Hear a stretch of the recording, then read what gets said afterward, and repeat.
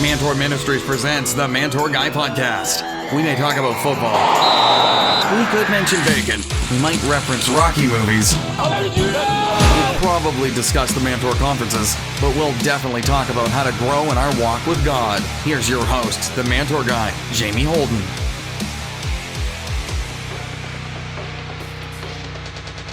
Hey guys, welcome back to the Mantour Guy Podcast. I'm Jamie Holden, the Mantour Guy. Thank you so much for joining us again this week. Well, I am so happy that once again this week we're going to be able to speak with one of my favorite men to serve in ministry with. Pastor Walt Smith is a true ride or die man of God. And last week, Walt shared with us about his new ministry, Men of the Word. If you missed that episode, go back and listen to it when you're done with this one.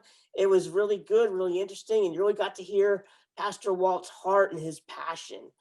And this week, we have a Valentine's Day episode for you. Walt decided to come back and share with you how you can be a ride or die husband. He has years of experience doing this. I can't wait to hear what he has to say. So let's just jump right in. Welcome back, Walt. Hey, Jamie. Good to see you again, brother. It's good to see you too. Well, Walt, tell the guys how long you and Lynn have been married and how you guys met.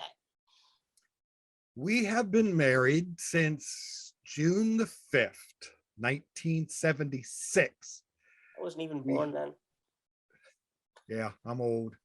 My wife's not. She's young. Okay, I robbed the cradle, but yeah, we met when we were in college. We both went to college with engaged to different people, kind of back home. I think I was just in love with love, but my ex sent me the engagement ring after I was at college for 2 months. She sent it in the mail and said, it's off, it's over with. So yeah, that was really interesting. So I just kind of looked, I dated a couple girls at college, but always had my eye on this Linda Renee girl. And unknowingly, she had her eye on me. I just didn't think I was in her league. I didn't think, as many guys do. And so I guess it was our second year or so. I was on the soccer team at college, and I think she was keeping some of the stats. In fact, her one boyfriend was also on the soccer team and much better soccer player than I ever was. But yeah, we were in the school library one night, and it's supposed to be a quiet place, what have you. Well, we began playing Army in the library, and I think her and I got kicked out. The librarian, I forget the librarian's name. I think it was Brother Lindsay. We got kicked out, and we're in the hallway, and we kind of went from there. Our first date, we went to see a movie, and I don't even remember what the movie was. I was just so enthralled and intrigued that she would go out with me, and our relationship developed from there. She's been my partner, my soulmate. She is the love of my life. She's my very, very best friend, and I mean that with all my heart. I can tell her anything and have, and she likewise. So that's how we started out. She's from the city, Baltimore, and I'm from way up in the country, central PA. She met my dad maybe once, maybe twice. I think it was just one time. He was really sick. It was just a couple months before he died. But I think it was either over Thanksgiving or Christmas vacation. I had taken her home, and she knows our history much better than I do. But my dad, wise man that he was, he said, I've told my son to get out of these hills and find a girl from the city. And I'm glad that he found you, Lynn. So that's what I did. And man, we've had some great times, gone through some real seasons of discouragement, despair, but God has been so faithful and so good. God always comes through. He does. Absolutely. He really does. In a big way. A lot of people think romance has to be big and over top these days. It has to be big, dramatic, and expensive. But in early years of your marriage, you wrote a devotional for our year-long Bible reading plan talking about the early years of your marriage. and money was short for you guys then. What did you do to show your life that you love your wife, that you loved her in that situation? Money at times still is short, especially in retirement. I've found that out. I had enough money the first day I was retired. I was going to wonder what I was going to do the second day. But seriously, we just did little stuff. I think her home pastor, who was George Rajuano, and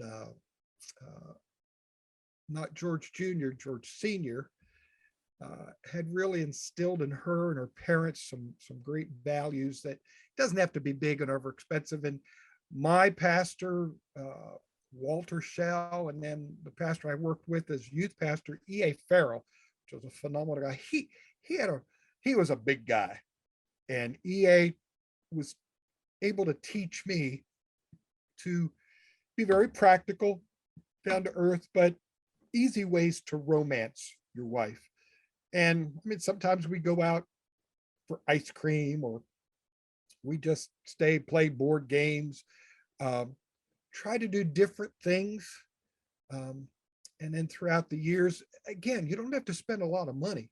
I think it was about 25 or 30 years ago, I did borrow a car from somebody in the church, a really nice car, because I was a pastor. Pastors never drive any really nice cars, but it was a really nice car. And I had written an invitation and had asked her for a date. So I go out and I get the car, and then I get to her and take her out. And I think we just went to a hamburger joint or something.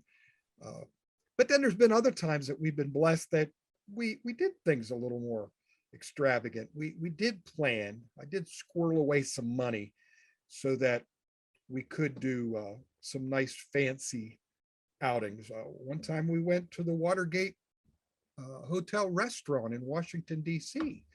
And we were with another couple. We each had our own individual waiters that just waited on us. Wow. And after a while, we'd take a drink of water and put it down, and the waiter would fill that cup of water. I mean, we just had a time. But I had an old Ford Maverick that we drove up in front. It was a stick shift, and rusty Bible college car, and I had to have the valet park it for me. I mean, that was priceless. But we've learned, and my wife has been just so practical. She's never demanded the big and the fancy, but there's times I've wanted to give her that. Last year on our wedding anniversary, I'd never really properly proposed to her, like down on the knee type of thing. And so I took her out to a very nice restaurant, and I did just that, got on my knee. I had another engagement ring with her, a little better than the first one I bought her. And, she teared up and what have you, but it was romantic. That's awesome. So we could do the small things. When we were in college, and even the first couple of years of our marriage, I had people in my home church that would send us $5 or $10 and just say, hey, take your wife out. My home pastor would do that for us. And he says, I know you don't have a lot, so here, go do this, go do that. We get joy now because of her physical limitations. Sometimes sitting at home and watching a Hallmark movie that I know that you're not real keen about, Jamie, but we watch a Hallmark movie, and I suck it up because she'll watch sports with me. All right. And so we've learned that. So it doesn't have to be extravagant, but there's the little things you can do that make it right. So what's the best advice that you give a guy who's newly married, say less than 5 years married? Best advice? Stay true. The temptations are just unbelievable. And I don't even really understand how our young men are facing some of the things they face today as when I was a young man, but still the temptations are there. The one church we pastored, I think we were the oldest. This was like 20 years ago. We were the oldest couple. It was very young congregation, men in their 20s and 30s. And oftentimes many of those were traveling. I think almost all of my board members were traveling throughout the week. And there's the temptations when you travel as a man in that room at night, or to go to the bar, or to call a phone number, see something on the television screen. And I was constantly praying for those young men, constantly. You have to keep yourself pure. And I know you've said it countless times in our Mantour. You give us equipment and the tools to protect us on our online applications and our online surfing. And that's so important. Biblical things that we see from men in God's word that have failed, but then come back to the Lord. Hopefully we would not be there, that we could not fail, that we would be faithful to our spouse. I've been faithful to my spouse for 45 years. She has been faithful to me. We've had to work on it. It does not come easy. The distractions are there. There's times you have to put on the blinders. I love sports, as I said before, but man, the commercials, sometimes I just got to check out of them. You know that.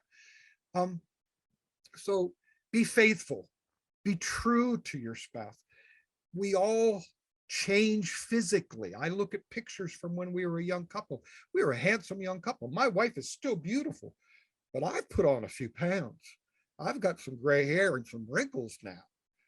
And so what do I do to make sure I'm presentable to her? I think sometimes we have the feeling as a young man, the first 5 years of marriage, well, now we've got her, don't have to do anymore. I won her, it's like a trophy. How sad. That's not what God's called us to. We're to love our wives. And so even when we go through the physical changes, when we go through life's journeys, we've got to be there for each other. And even when we fall, and even when we fail, we've got to pick up those pieces, get some help from various sources, and to move on, because I do believe that marriages are made to last. Yeah, I believe that too. And it's hard in today's society. Men are bombarded from every direction with sexual content and temptation. And so are women. I'm not saying women face the same thing. But this is a podcast for men.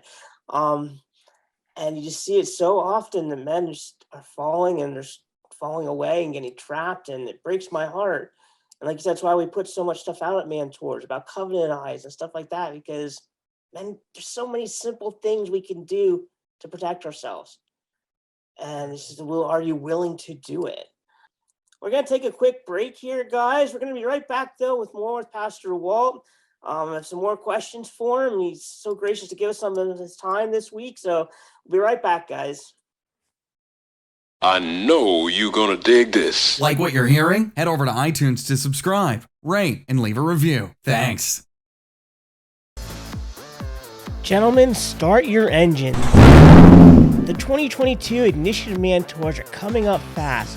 You need to plan to be at your local Mantour conference as we ask the important question, will you ride or die with God? Featuring manly worship, challenging messages, and a chance to respond to God's challenge, the Ignition Mantour Conference is the shot in the arm that you and your church's men need. For conference dates, locations, and speaker information, visit MantourMinistries.com today. Make sure you're at your 2022 local Mantour conference and bring as many men with you as possible. We'll see you there. For Mantour conference dates and locations, visit MantourMinistries.com. Yep, you're listening to the Mantour Guy Podcast. Will you be a ride or die man of God? This is the challenge contained in the pages of our new book for men. Ride or Die examines the lives of 10 men who set an amazing example of extreme loyalty to God. No matter what he asked or what circumstances they faced, they always fist pumped and said, "Let's do this. I'll ride or die with you." Each chapter challenges us to follow in their footsteps and accept the call to be men who are wholeheartedly devoted to God. Filled with practical applications for today's culture, this book will inspire you to say, I'll ride or die with God. Order your copy today at mantourministries.com. Don't forget to visit iTunes to subscribe, rate, and leave a review. Thanks. Pornography is affecting millions of men, including Christians. Have you seen the effects of porn on your church? Perhaps you feel at a loss when facing the destructive force of pornography. Covenant Eyes is here to help. We created Strive, an anonymous 21-day porn detox for men. Strive will educate and equip men with powerful weapons for this battle. Contact our team today and see how Covenant Eyes and Strive can equip the men in your church to defeat pornography for good.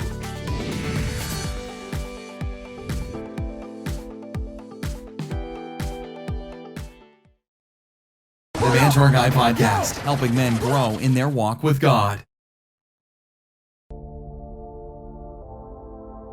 Will you ride or die with God's Word?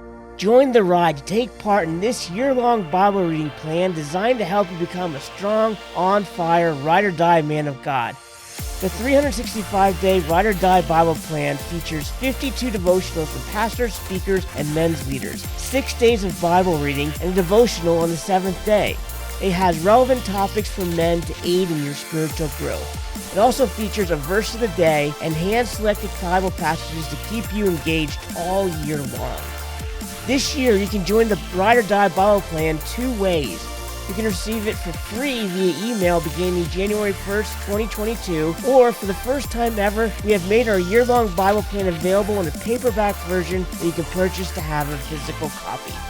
To join this Bible plan, visit mantourministries.com/Bible plan. Guys, take advantage of this year-long Bible reading plan, become a part of it, and become a man of the Word. Order your copy today at mantourministries.com. Welcome back to the Mantour Guy Podcast. Welcome back, guys, as we continue our discussion with Pastor Walt Smith. One of the questions I want to ask you is, Paul talks in the Bible about how we need to, well, I'm single, but men who are married need to love their wives like Christ loved the church. What exactly does that mean to you? Ephesians chapter 5, Jamie. Ephesians chapter 5. Christ loved the church so much that he gave everything. I mean, he gave his life. And so as men, that's what we need to do. It's not our agenda personally. We're partnered now with another individual. We're partnered with a female as God intended it to be. And so now it's not my life, but what can I do for her? And how can I help her? It's difficult when you're young husbands, the family, children, work, hobbies, your buddies. There's so many things that pull at us, but Christ gave everything for us. He loved us, gave his life. And in fact, if you read in Ephesians chapter 5, there's more said to the man than there is to the woman. And I know the women don't like the thing about submission, but if a husband would truly love his wife, the wife has no problem with the submission part. And it doesn't mean to be under, it means to support. It's not that we as men push them down. And this is one of my buttons that gets pushed. I have always opened the door for my wife, getting in and out of the car from when we were dating up until just yesterday. We were out yesterday. She had to go doctors and what have you. I opened the door, help her in. I took up years ago grocery shopping because when we first were married, we were not able to have children after a couple of years. So we put in for foster care. We fostered numerous children, but we also at the same time put in for adoption. And where we were living at the time, you could not adopt those that you were fostering. And that some places has changed since that. But be that as it may, we had put in for adoption, and wouldn't you know, we've got several foster kids, and all of a sudden child comes up for adoption. So we're taking the adoption. We've got foster kids. Then within just another 2 weeks, we got another adopted child. So we got a house full of kids. My wife was not able to go to the grocery store and start grocery shopping. So from 1979, 1980 to this day, I still do the grocery shopping. She used to do a lot of the cooking. Now, because of her physical disabilities, I've done a lot of cooking and I don't begrudge that at all.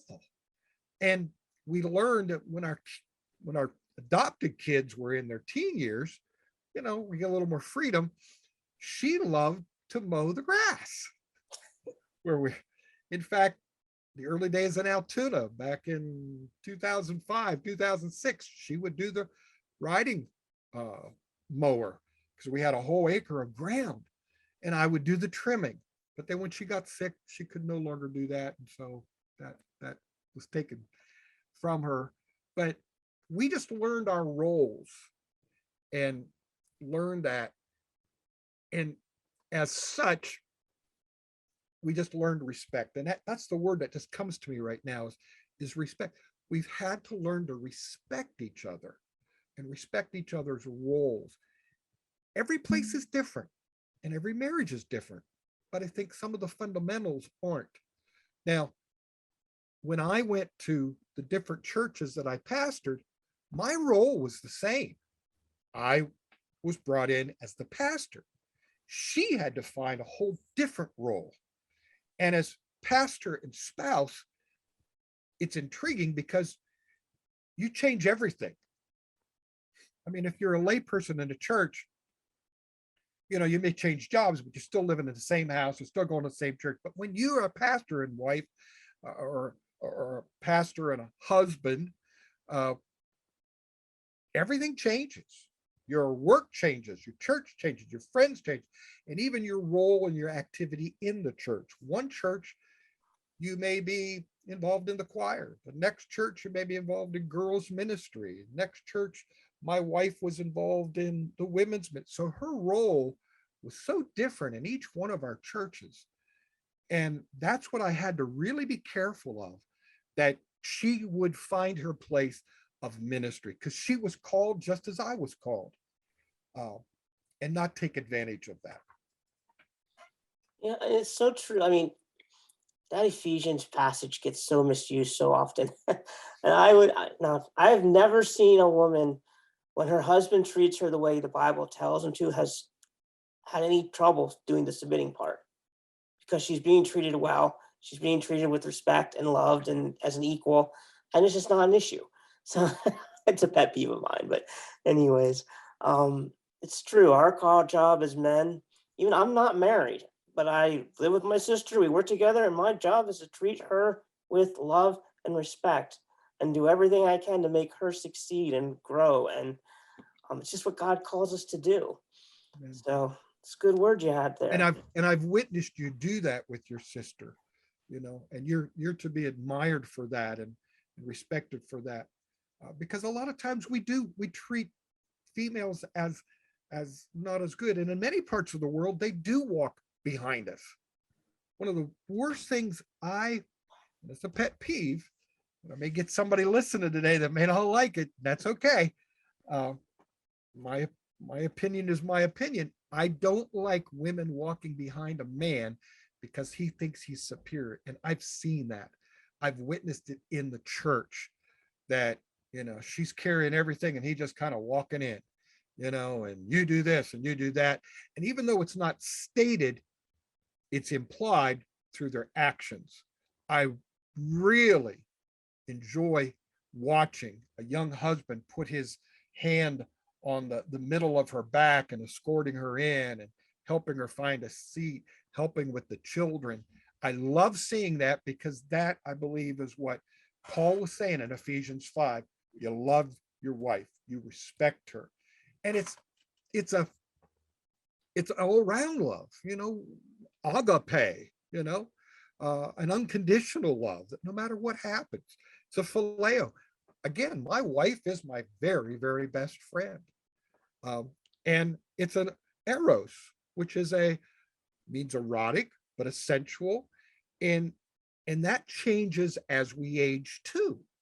And we won't go in real detail here today, brother, but let me tell you, as we get older, we are not as active sexually, intimately, physical, as we once were when we were younger. But it doesn't mean that there can't be intimacy in a marriage as you get older.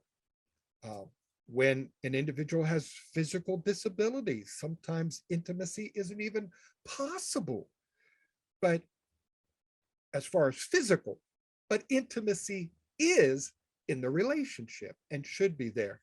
And I think that's where some people fall out. I know a couple that as soon as he had a stroke and some other things, that the woman, and they were in their 60s, early 70s, she divorced him, left him alone. They were church people. I'm thinking, how do you do that? You know, just because a physical intimacy isn't there any longer. What happened?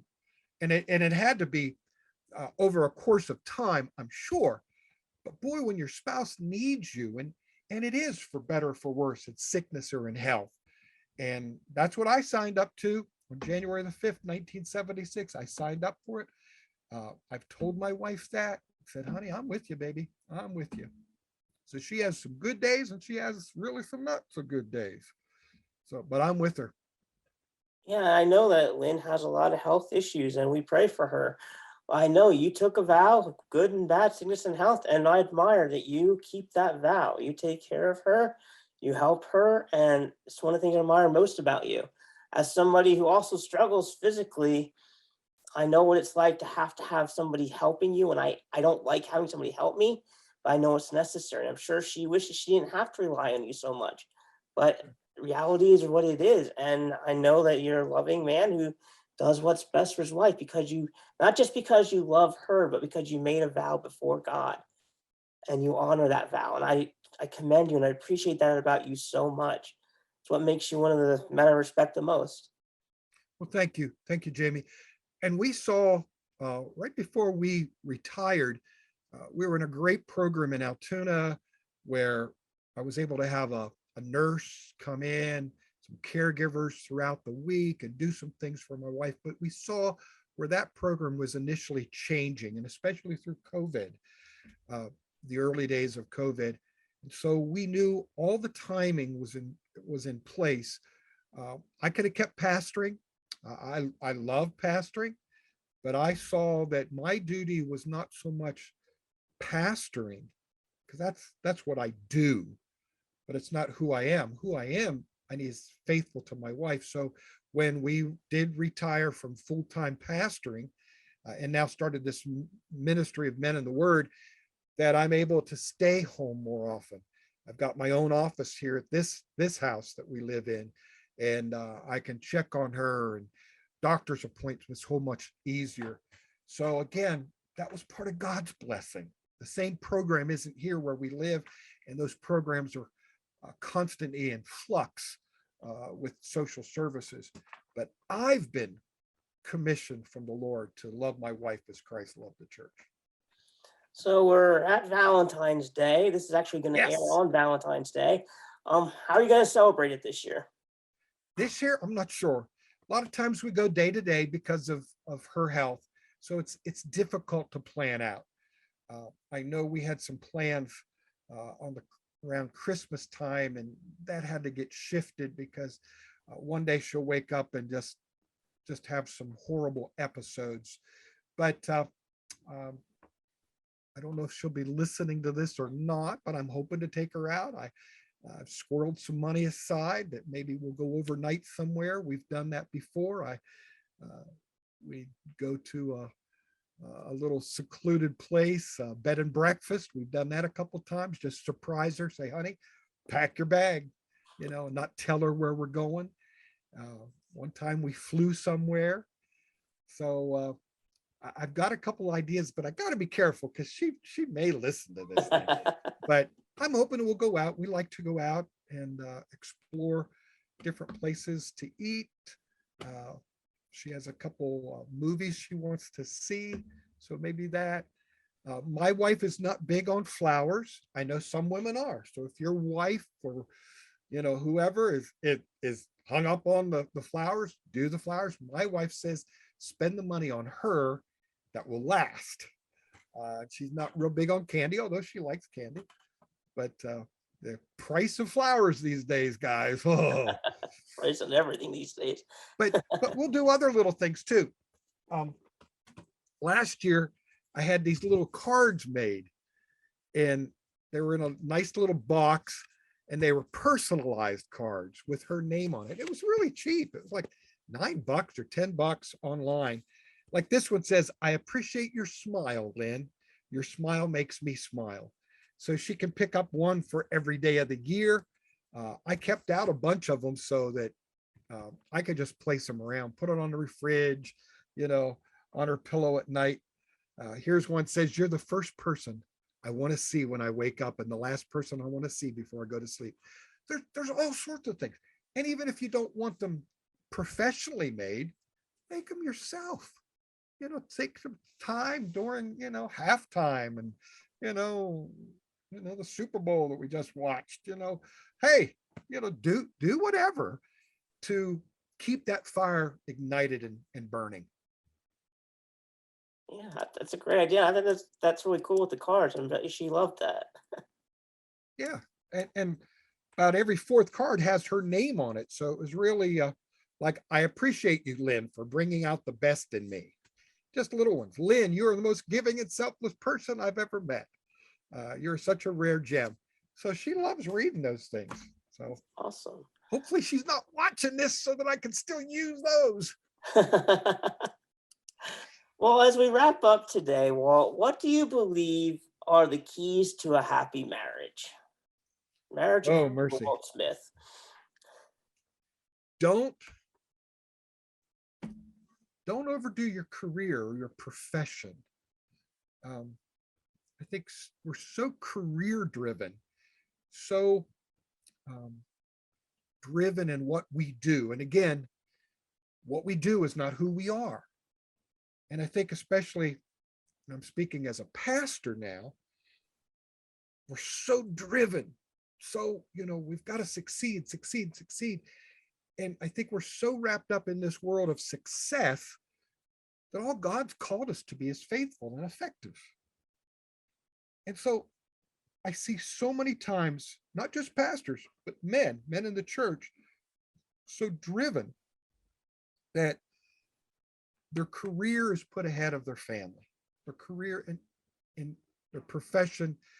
Because we spend 40, 50, 60 hours outside of the home during the week. We come home, we're tired, but oftentimes our spouses do too. And we have to pour into them. Too often I did take work home. Now, for years, my wife worked as my administrative assistant. So we knew the ins and outs. I could tell her I needed a letter done and she could type it, but we found we had to just kind of unplug from that when we come home. And I, of anybody, had the harder time, I believe, just unplugging, because what do we do about this? And 10 o'clock at night, I'm talking about, this decision that we got to make. She don't want to hear that. She wants me to be thinking about her and talking about our next vacation, or, our next time out, or, about the kids. And if I had to do it over, I'd really work harder on that area, I believe. We've worked through that, but I had to really learn not to discuss work at home, and especially around the kids. We made it a practice not to do that. So our kids were a little bit alienated from some of that, but they knew. I mean, our kids were intelligent enough, knew that there was something happening with us. But I just realized that I can't do enough to help her know she's precious. And that as guys, we've got to continually trying to be fresh, sensitive. Maybe that's even a better idea, to be sensitive to their needs. And I wish I would have been more sensitive through the years to my wife's needs. I'm still trying, still working on it. Not there yet.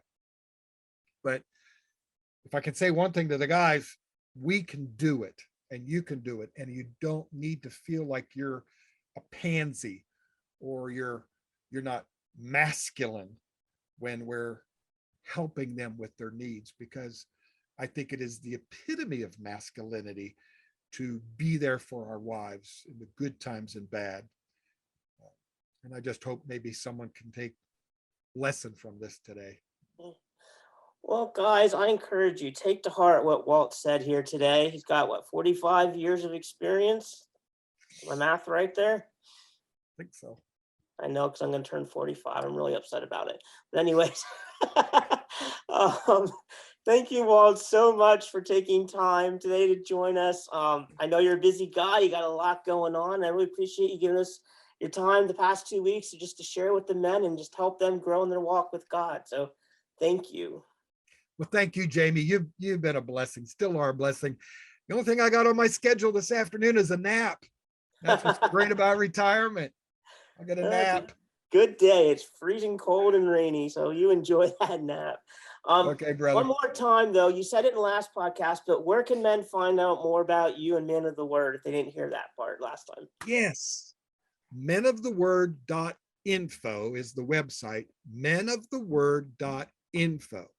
menoftheword.info.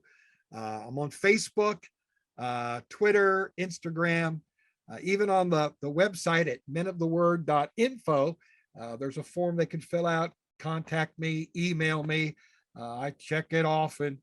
So things begin to fill up here in the spring through all the rest of the year. But I do have some dates available. And if I could help any church, I'd be willing to do that. I often drive 3 or 4 hours on a Sunday morning, do the portrayal, drive back in the afternoon. So oftentimes there's not a cost with an overnight stay, but that doesn't even have to be a burden to a church. Please don't let that. We just want to minister God's grace. God's blessed us. So we just want to be there if we can help you again. And if they need some help, like a video or something, I'd be more than willing to try to put that together for them to complement either a sermon that they're preaching, a sermon series, or just a special event. Yeah, well, Walt, thank you. Like I said, you're one of my favorite people to serve with, whether we're at a Mantour or whether we're in a lobby at a church racing my scooter against your knee scooter that one time, or whatever we're doing. I just always love hanging out with you. It's always a lot of fun. So thank you so much for giving us your time today. Thank you. And guys, if you want to see Walt, he's going to be at our North Central PA Mantour. We'd love to have you join us for that. You can learn more about this Mantour as well as all of our other Mantour conferences, the dates, locations, all of our speakers. All that's available at mantourministries.com. You can even register on the website there. So do that today, guys. We're out of time for this week. I could sit here and talk to Walt all day, but we both have some. Well, he has a nap. I have some stuff I have to do. He has to take a nap. But as we wrap up, I just want to thank you for giving your time today to listen, guys. It does mean a lot that you take time to listen to these podcasts. If I could, I'd love to have you share this podcast so more men can hear it. Just share it to your Facebook or Twitter, whatever social media you use. Also, just leave a 5-star rating and review wherever you get your podcast.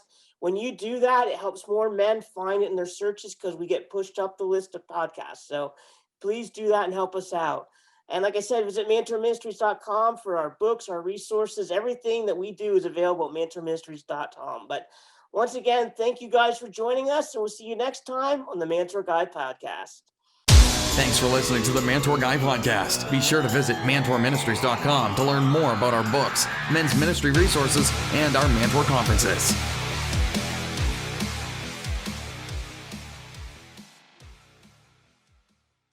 Hey guys, Mantour Guy Jamie Holden here. Are you looking for a speaker at your church or for your men's breakfast, your next men's event, men's retreat, or men's conference? Well, why not bring me in to speak? God has been moving among men as I've been sharing an encouraging word of freedom and victory. We're seeing lives change, men being saved, people being set free, and guys, chains are being broken. So if your church has hurting men and women, contact me to come share this encouraging word of hope and victory to help you grow in your walk with God. Men of God, we can't keep burning daylight. It's time to rise and shine. Mantour Ministry presents Burning Daylight, the godly man's call to rise and shine. This is the most important book we've released yet, as we give a rallying cry to God's men to throw off all complacency and rise and shine.